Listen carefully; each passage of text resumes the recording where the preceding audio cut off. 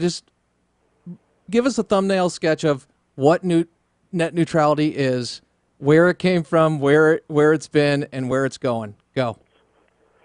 It's socialism for the internet. It guarantees everyone equal amounts of nothing. Really quickly, it's without getting into the details and everything. It's an assault on the internet industry to affect an ideological outcome. One of the big proponents of net neutrality is a college professor and an avowed Marxist, please pardon the redundancy, named Robert McChesney. And he has said that the ultimate goal of net neutrality is to eradicate the media capitalists from the phone and cable companies and divest them from control. How very Hugo Chavez of him. So what that means is they want to get rid of all the private companies and have the government be our sole internet service provider. So just as Obamacare is an assault on the industry, so that 5 or 10 years from now we have government single-payer health care, net neutrality is an assault on the tech sector to drive out all the private providers and leave us with government as our sole internet service provider. So that's what it is. It's a anti-free market regulation that makes it more and more increasingly difficult for the internet service providers who invest tens, if not hundreds of billions a year building and maintaining and improving our networks.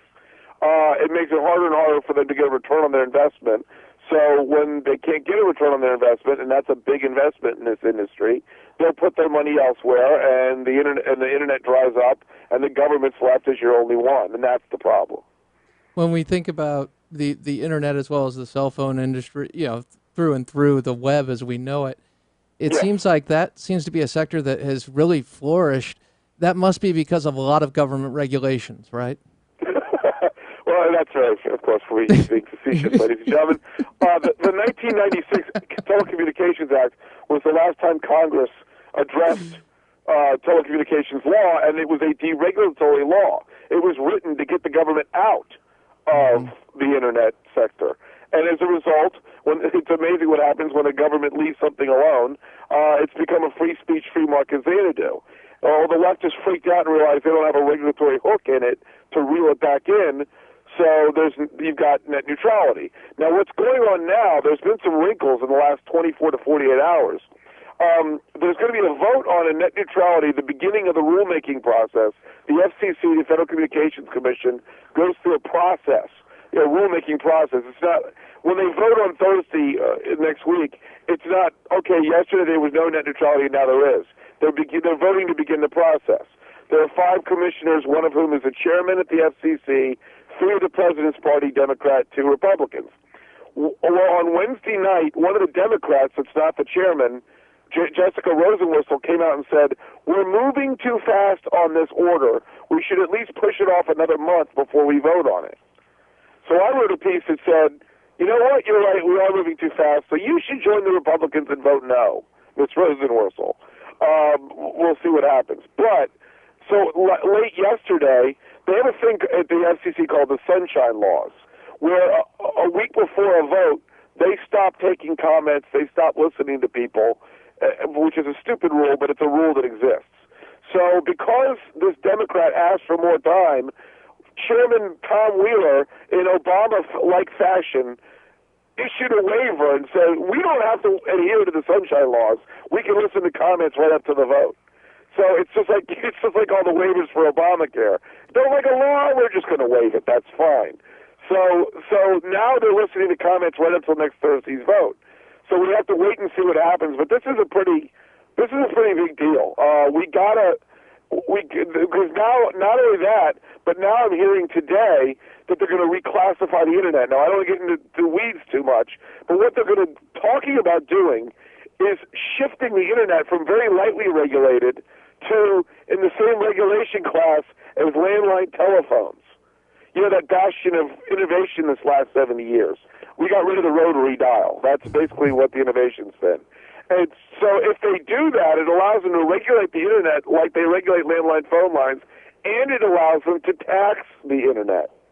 And I'm without getting into the weeds any further, I will say the amount of regulations they can impose under Title II, which is the landline phone line, is so much exponentially higher than what the internet's been under Title I.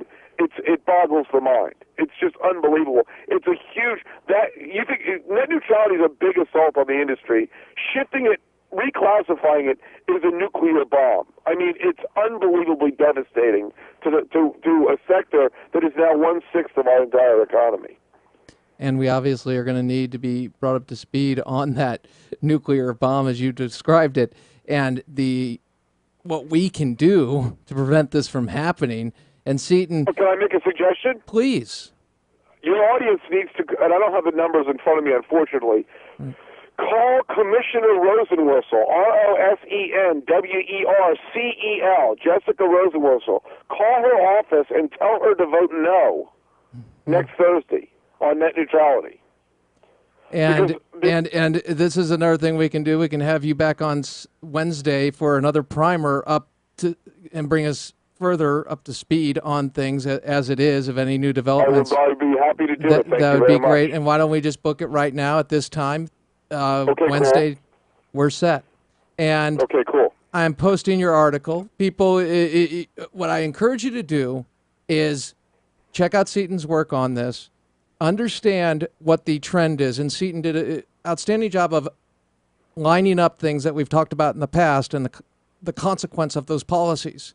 And this is one where it is incredibly complex because we're dealing with a lot of terms and a lexicon that maybe some folks are not used to in the form of regulation, a bureaucrat's dream, and it's boring at times, but it's never boring with Seton Motley because he boils it down and says, this is the consequence, and that's what we have to understand. And Seton, you've been doing a great job in educating us in Talk Radio Land, but also the American people overall. Appreciate it. Going to post it. We're on for 6:45 next Wednesday, yes, sir. Eastern. Thank you, and great to be with you. Have a great weekend. You too, sir. Thank you very much. Thank you. All right, Crane Durham's Nothing But Truth. That is Seton Motley, net neutrality. I will put the piece up.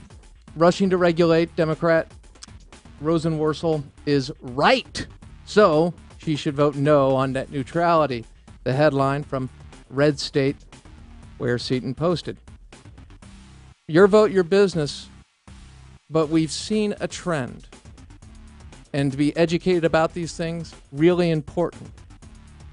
Nancy Pelosi, I'm going to hit this a little later, is counting on you not to be up to speed on Benghazi. So many of you are. But are you telling your friends about it? Are you engaging in some kind of conversation with others?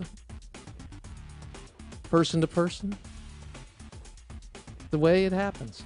Crane Durham's Nothing But Truth. Big announcement from Jim Hoff, the Gateway Pundit. Next, AFR Talk.